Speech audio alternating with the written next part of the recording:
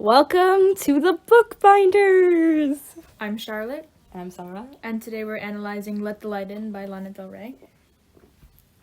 Okay, Let the Light In. Initial thoughts? Initial thoughts while listening to the song, I absolutely loved it. It's like the sweetest love song ever. I also really liked it when I first heard it, and I thought it sounded so loving and cute when I first listened to it, not after I analyzed it, but, you know. Agreed. I think it's a really, it's a very sweet nothing kind of song, which could definitely be my one word, sweet nothing. I would say unrequited. Unrequited. I would slightly agree with that. Yeah. Okay, let's jump right in. Pick you up at home, 2:45. So what did you say for this? Well, this is very sweet nothing of the protagonist and you, who we can assume is anything, or anybody.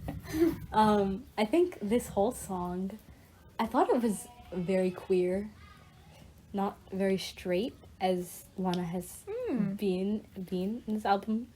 Well, I mean... Peppers, not counting Peppers. Peppers. So I thought it was a more queer song because the acts that they do in this song are very, simple. Rather, someone as experienced like Lana, you would see her, being a lot more, pushy and, adamant on, sexual action. So... I'm trying so hard to keep this podcast PG-13. Yeah. So are you saying it's, inexperienced, sort of? Perhaps, but I'm saying... Or, new territory? New territory, unexplored. For sure. But, pick you up at home, 2:45 means that Lana is initiating the relationship. She's coming to the other person and saying, I'm coming to your house, I'm gonna pick you up. And 2:45, this could either be the night or the, morning. Night or the day. Yeah. But I want to say that it's a day rather than That's a what I thought, night. too. Yeah, because it gives afternoon vibes. Yeah, it gives the afternoon vibes. Because you're hanging out, mid-afternoon, this is, random, golden hour afternoon. Yeah. You would think she's doing something else. But just pick you up at home. Oh my god. Okay, what do you think? Well, I don't think I, gave this line a meaning. I just analyzed, the fact she says pick you up at home. It's not, your home. It's just home. So it's kind of, indicates they're living together, maybe, or, they're familiar enough that home is sort of, a shared concept for them. I'm about to... Oh, sorry. Continue. Wait, it's No. Continue. No, I was just saying I also got 3 p.m. vibes from this. Oh, yeah, 3 p.m. What were we going to say? 3 nights at the motel. I like Domino Peg. Anyway, I was gonna say that I'm kind of embarrassed to admit this, but right after I finished analyzing the song, I'm pretty sure there was one video that came up on my For You page about Karlie Kloss and Taylor Swift, and then I went down the rabbit hole, and then I kind of was like, this is definitely about them. This is definitely about that kind of relationship, that dynamic that they have there. It's definitely... Wait, what is their dynamic? Their dynamic is, best friends, but secretly lovers. Oh. Well, if we would like to assume so. We don't know for sure. Taylor confirmed. Hits different. I'm telling you, it's... Okay. But anyway, we're not here to analyze that today. We will. Midnight's analysis. It's coming soon. Yes. Okay. Next line. Ask you if you want something to eat. This is so sweet. This is why I'm saying sweet nothing. Ask you if you want something. This is very straightforward, so we're kind of overanalyzing right now. But that's what we do. Yeah, it's a boring conversation. Yeah. So basically just caring. This is so sweet. Yeah, I forgot my analysis was sad, and then I got sidetracked by your analysis. Initially, what I said was, number 1, it's an odd time to eat. 3 a.m. or 3 p.m. Well, I beg to differ because I eat so haphazardly. Okay, that's first of all, do I eat? I don't know. Second of all, I feel like I could eat at any time of the day, even 3 a.m. We've ate at 3 a.m. Oh yeah, okay. There was that weird. That's an embarrassing time, but it was definitely very fun. Anyway, we won't talk about that. I also said that this relationship, it's a relationship. They obviously care for each other, but there's nothing in it.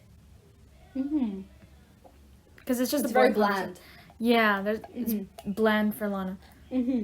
I think that also shows that it's very one-sided right now. Yeah. Lana is putting in, like, 80%, while other person is, like, willing to get into the car and perhaps eat something. And we don't even know if this person ends up eating anything. But I don't think the person ends up eating anything because it says, drive around, get drunk, do it over again. And if you're getting drunk, and, like, drunk, you should probably not eat to get drunk. Yeah. Are you supposed to get drunk with food because it like soaks up the alcohol? Perhaps. I It think depends. I No, think actually, if it soaks up the alcohol, then you have no alcohol in your system. Because people eat bread once they like get drunk, right? And like macaroni and cheese is hangover food because it Yeah. like soaks up the alcohol. Yeah. So does that mean Why you are we should eat? talking about Okay. Okay. Well, the meaning of this line. Would you like to say anything? Well, what you can finish first. Like, Okay, so the meaning that I got is driving around and getting drunk, just doing it over and over. Once again, that's very repetitive and bland. But it could also be a very sweet nothing kind of thing, like the time that they spend together. Additionally, getting drunk means that you're being more candid, and like drunk leads to what's the conjugation of candid?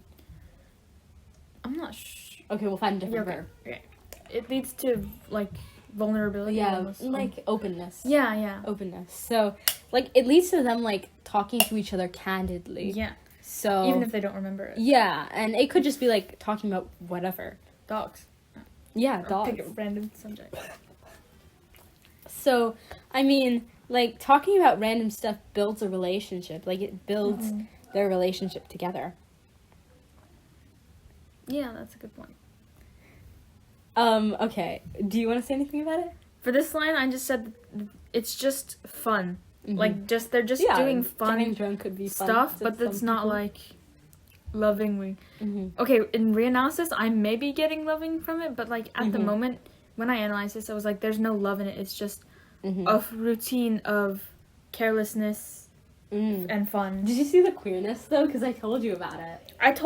You told me about it before. Best that I, like... kickoff for your Pride Month. So I was, like, on one hand, like, trying to look for it, but trying not to let it influence what I was analyzing. But I can definitely see it being, like, a straight relationship as well. Like, there are points, but for me, it just made, like, perfect sense for it to be, like, Carly Class, Taylor Swift. You see, what I got from this was, like, Daisy. Almost. Not, like, Daisy's storyline, but the character is character Daisy. Daisy, like, dating, like, some... It could be, like, Daisy and the Italian dude. Maybe. Yeah. Yeah. Like, if they met in a different life. Yeah. It's, like, Daisy and someone who I wouldn't be surprised if she dated. Yeah, just, like, someone random she dated in her, like, teenage years. Wake you up at night, 1:45. So 1 a.m., right? Yeah, 1 a.m. Well, 1:45. But anyway, okay, quarter to 1. Yeah, we're gonna be pretentious about it. 12:45. 12:45. But anyway, I think this, of course, it's some type of innuendo, like, waking you up in the middle of the night, because, like... Yeah, the next line I got innuendo, definitely. I think those relate, but it's, like, I feel like it's a need for another person. That's what I got from those two lines. The next line being...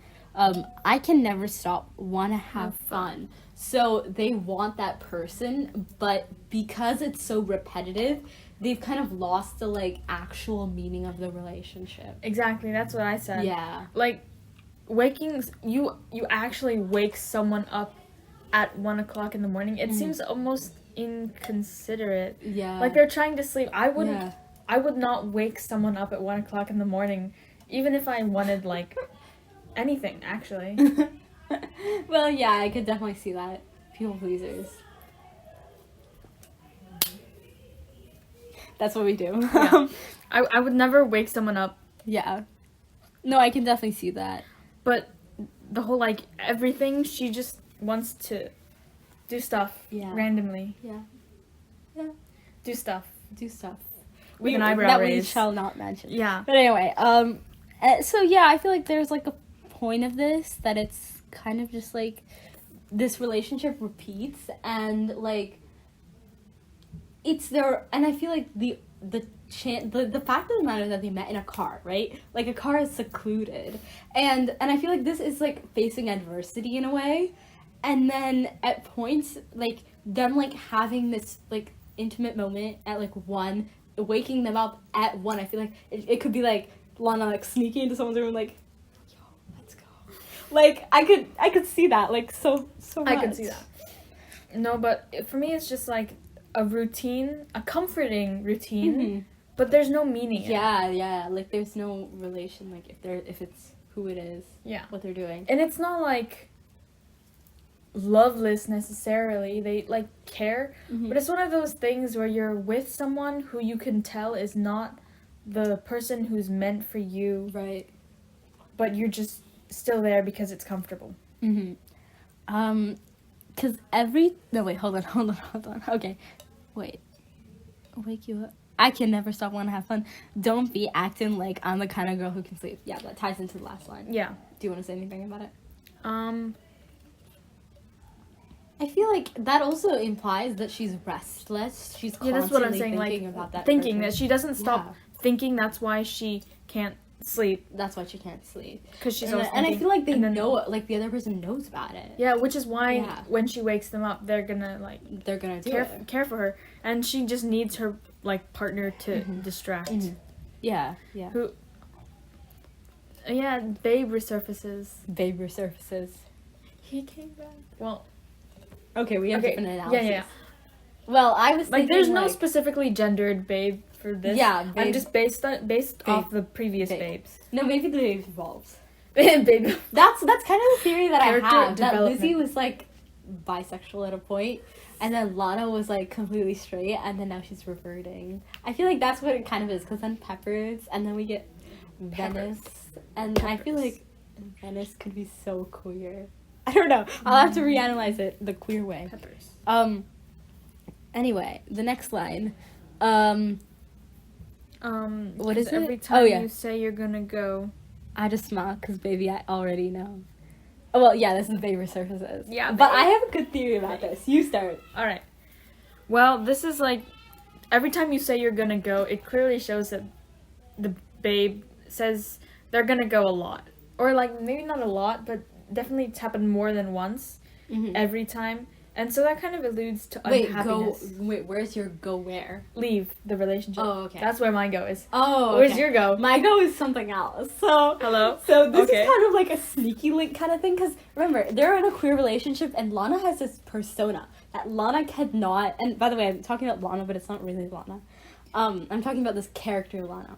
Lana has this, like, motif that she's dating this person, right? Like, Lana is with this person romantically, but she can't give that to the public. So when the other person's like, I'm gonna go, like, it's a stage. It's, like, it's staged. Like, I'm going to go. And then she says, I just smiled because, babe, I already know they're gonna, like, meet up somewhere else in the middle of the night. Because, like, it's not, like, the end. She knows it.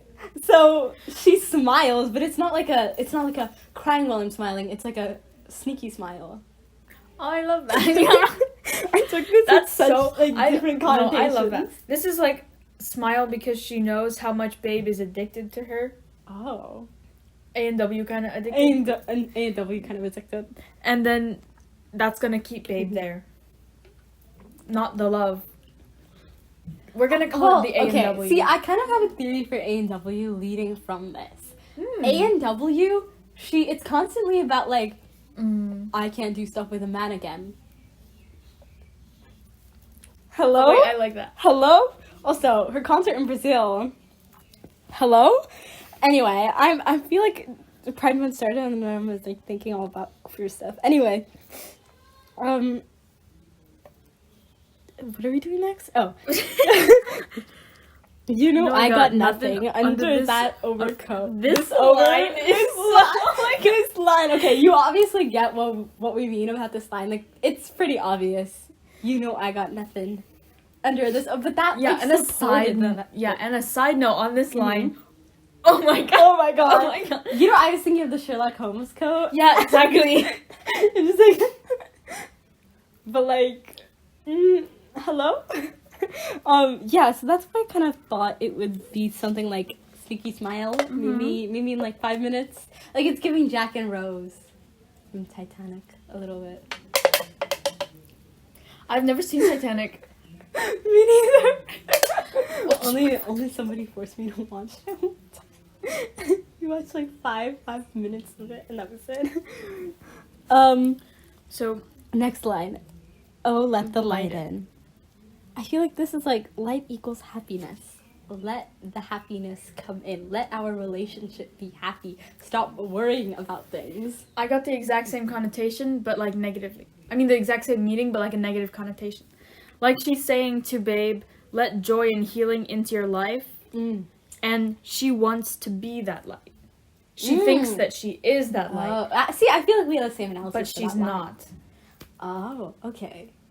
Well, because a light in a tunnel, right? Like, letting that light into the tunnel, Lana's like saying, I let the light into the tunnel. You gotta let your light into your tunnel. So, like, let me be the light. So I feel like in both ways, we're kind of saying the same thing. What are you laughing about? To your life? Yeah. And like, let me be the one in your life. You can let me in. Like, let our relationship be our relationship. And like do we have to like make it public? Do we have to tell everyone like this is this, right? So that's kind of their relationship. Yeah. At your back door yelling because you want to come in. This is like she wants to be the light for Babe, but she just isn't. And then she wants Babe, and she can't see that. Yeah. And Babe doesn't want her to come in and is shutting her out because obviously she doesn't bring Babe light. Like, I kind of like I can see this. Babe, like, Babe cares for her. I mean, Babe wakes up at 1 a.m. to do whatever when she needs it. But it's not like, it's not a both give and take relationship. It's more of a like, give, but you can't take because it means nothing. I can see that. I mean, pretty much the same thing here. Like, at your back door yelling because I want to come in. It's like, we've done it so much. Like, we've been doing it for so long, and like, at this point, like, can we just let us be? Like, why have you ditched me now? Like, we're so far into it. Why are we ending it? I feel like this is like an end point where they're kind of like fighting, like, oh, I want to reveal to the public, or like, I want this Evelyn to happen. And Celia. Evelyn and Celia. I thought about Evelyn and Celia, Carly Claus and Taylor, and Emily and Sue. The whole time. They're the best ships. Oh my god. Anyway, do you want to move on to the next one? Yeah. Okay. Oh, turn your light on. Oh, turn your light on. I mean, yeah, pretty much the same thing. Like, let you have happiness in you. I am your happiness, but like, project that. Be the happiness. Yeah. And in a way, I feel like the other person saying this, like, because Lana is so adamant on not telling the public, but the other person is really saying it because the other person cares for Lana. Like, in a way, the other person's not like, oh yeah, you have to tell the public, but like, I just want our love. Like, you can't love me back enough. Like, you're giving me all of these sweet nothings, but I want your love. Interesting. Kind of, if that makes sense. That does make sense. For this, I had like, since she thinks that she is the light, she's telling Babe like, you make me happy, so like you make me happy so that I can make you happy. So she's like asking the Babe to make her happy, and then saying that she'll make Babe happy in return, even though she can't. And she doesn't know that. Yeah, I agree. Like, I mean, like, along the lines, like, I can see your analysis, but I can also see ours, and I feel, I can also see mine, but I feel like if we combined it together, I mean, us combining our analysis together, it would make so much sense. Like, there could be guys and girls both involved in this situation, and, like, I could see it happening. Like Peppers. Yeah, like Peppers. Bisexual anthem. Anyway. It needs to be the bisexual anthem. Officially declaring. Officially, the Bookbinders said it. You heard it from the Bookbinders. Anyway, the next line. Look at us, you and I, back at it again. This is such an Evelyn and Celia. Oh my god. Like, when I read it, I was like, oh, it's Evelyn and Celia. You saw the queerness. Yeah. But my analysis is not that it's Evelyn and Celia. It just, like, that line reminds me of Evelyn and Syria. Why do I keep saying Syria? Because, wait, no. That was Saudi Arabia. Yeah, that was Saudi Arabia. I don't know why you keep saying Syria. But what did you come to a conclusion about for this one? That this sounds like an oblivious girl who's happy in a relationship. Mm-hmm. So, like, after meeting back up with Babe for, like, several months, she's like, oh, look at us. And then, like, doesn't see Babe's fake smiles. Mm-hmm. Well, for me, I feel like this was, like, connecting back to Lizzie. Because, like, they might have been friends or, like, had a fling when she was Lizzie. And now, as Lana, as, like, this new Lana out of the tunnel, she's seeing this girl and she's like, look at us back at it again. Like, we're here, we're going strong, we're gonna try to make this work. Yeah. Anything else? No, nothing else for that one. Okay. Pick you up around 1:45. Okay, pick you up around 1:45. Usually we got nothing to do. And yeah, this is like very sweet nothing. Yeah, a routine. Did you say 2 p.m. or 2 a.m.? 2 p.m. That's what I said. Well, pick you up. I would like to think that someone's not picking me up at 2 a.m. I would be freaked out. On one hand, I could see the main character of the song doing it. Mm-hmm. On the other hand, I got to in, like, the afternoon. Yeah. Or 1:45. Yeah, 1:45. Okay. And then usually we got nothing to do. I mean, I don't have much to say about this. It's literally just nothing. We just do the same things as always. Mm. And then the next line, screw it, maybe you should, and record some other songs. I have a theory about this. I also have a theory. Okay, you go first. Okay, so the first thing, the main character says, screw it. Mm-hmm. And then Babe replies, maybe you should, and record some other songs. So, like, they're working together on recording or writing songs, and it's just, like, not clicking. Mm-hmm. And the singer gets exhausted, and Babe says, like, very apathetically, like, you know what, maybe you should just give up on that song and do something else. I didn't note the dialogue like you, and I really like the, like, way you made... Did you make it into a dialogue, or was it written into, like... No. Oh, okay. I mean, I just, like, read it, and I was like, this sounds like a dialogue. Okay. Screw it. Maybe you should record. Maybe you should. And record some other things. That's why I thought it was a dialogue, because the maybe you should, and then there's nothing. Yeah. So I was like, this is confusing. I like that. I kind of just saw this as Lana.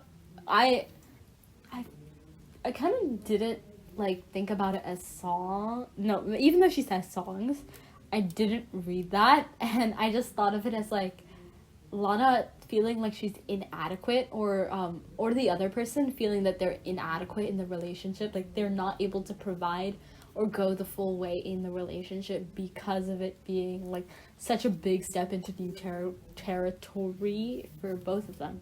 So, like, I could definitely see, like, one of them being like, oh, I'm no good for you, like, counter diamond too, like, not you're no good for me, but, like, I can't be good enough for you. Yeah.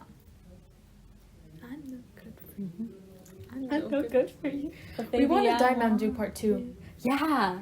Like, yes, Diamond part 2. Well, kind of. Baby, I want you, I want you. Alright, so the next line. Wait, where are we? Got my dress on tight, because you know that Well, we can combine them, so. Look shining in the light. And there's so much writing. Oh my god, we have to combine all of them, but we'll just stop at it. Alright. Looking shining in the light, and that's it. Yeah, okay.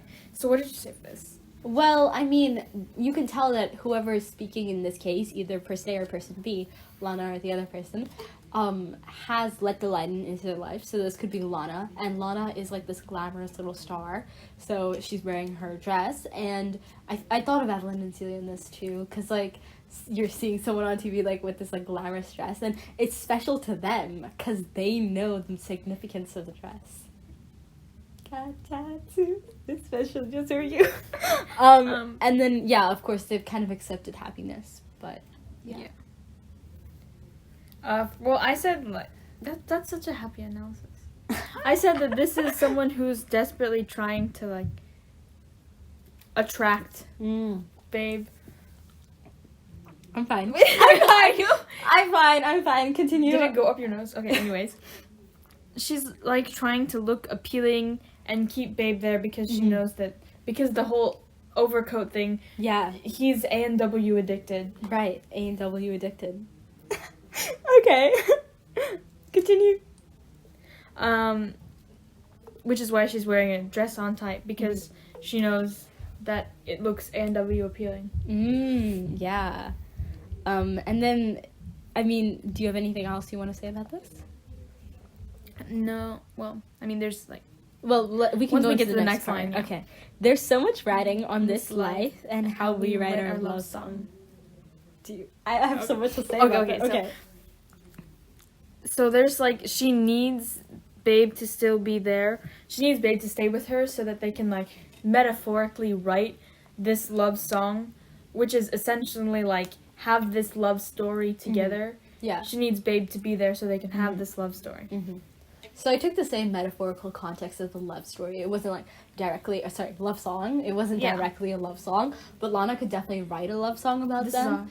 Love song. But I feel like Lana has this whole persona, this whole life, and so there's so much writing on her life. There's so much that people and this like image that she has to uphold.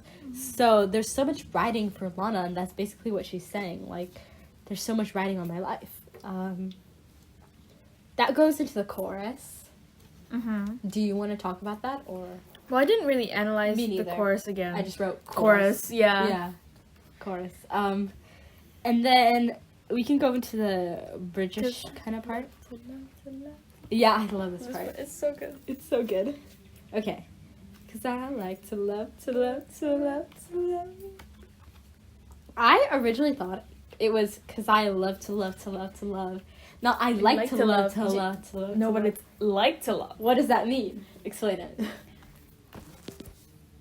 I didn't really have a deep analysis on like to love. I just noted it was interesting. It's more like she just likes the idea of loving. It's not like actual in love, meant to be. It's more like, oh, I like feeling love towards you. Yeah. Not apathetic, just like a lack of strong emotion. Yeah. So it's like, I mean, I like to love, like, I would like to love you. I kind of took that and like I need you. Well, she says that. But, and then she says, I hate to hate you.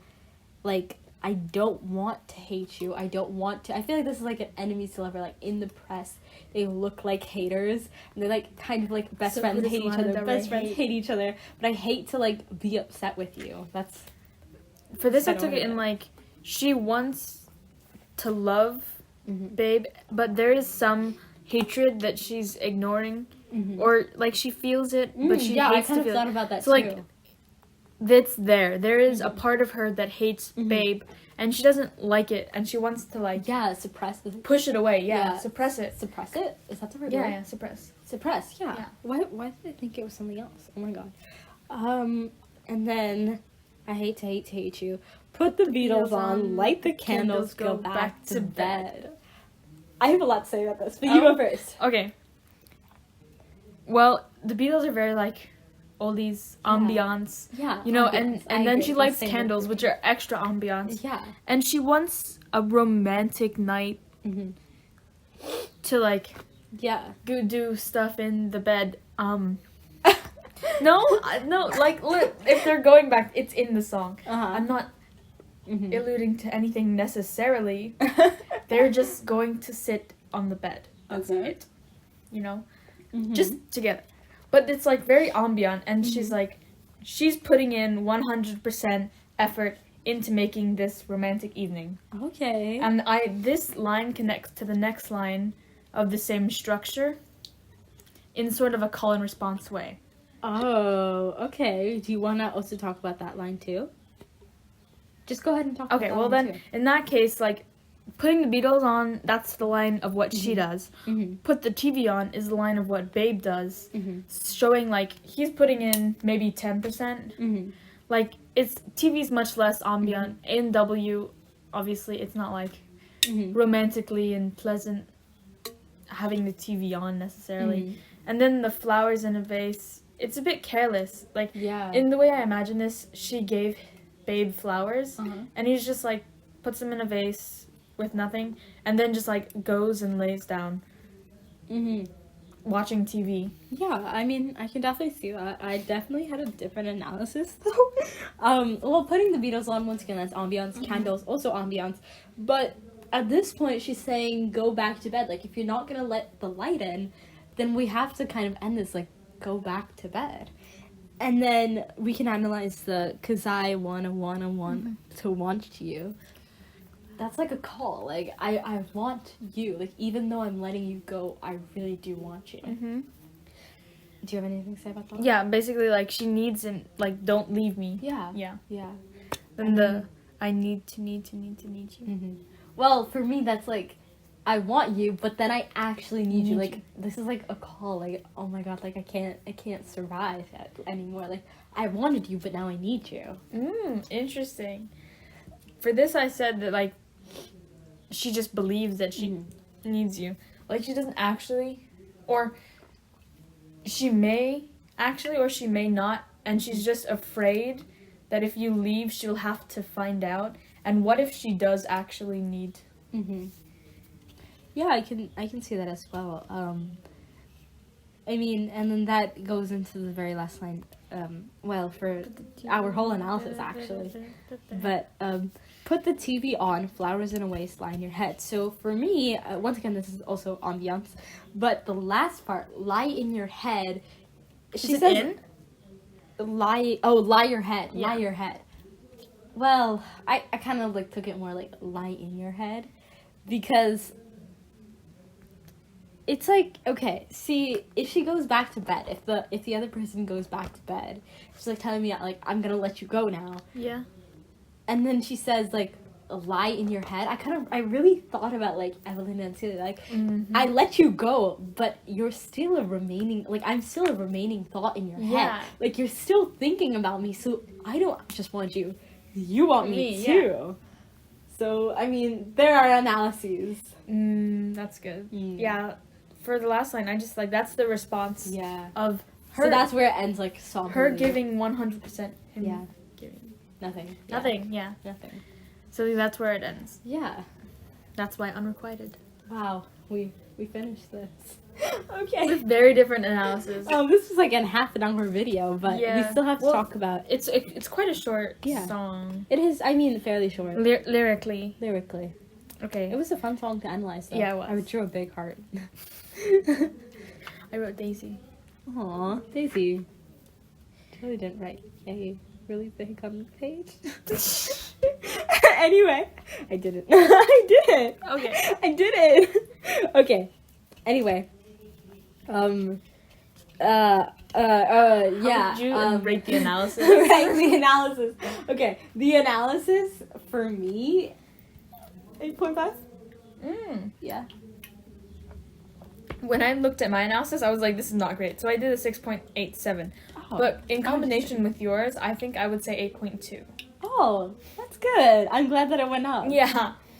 Okay, and then song analysis? I have song rating. Overall ranking. song, 8.7. 8.7. Interesting. Ignore what I wrote before. What did you write? 7.8. Okay, I switched it around. For me, this is like a 8.9. I think it's an 8.9. You know, by the time we do the last video, all of my ratings are gonna change, because every single day. Yeah, no, that's why it's so different from when I wrote this initially. Like, it varies every day. Wanna you. Oh, this is such a sweet song. I think I love this song so much. But yeah, that's basically it. Anything else we have to say? I don't think so. Not really. Not really. We'd analyze the full thing. Yep, we analyzed the full thing. And up next, stay tuned, because we have Candy Necklace and Margaret. Yes, Margaret. Candy Was Necklace. it Margaret and Candy Necklace, or was there another one that we? No, it was Candy Necklace, Margaret, and then I think we do title track. Grants. Grant. No, wait, VB. VB first. Yeah. Okay. VB. something, And then chorus. then title track, Then and then you do final and interludes, right? Mhm. Okay, well, thank you for listening today. Always overthink. Because that's what we do. Bye. I can't remember what it's actually supposed to be. Like, I always say always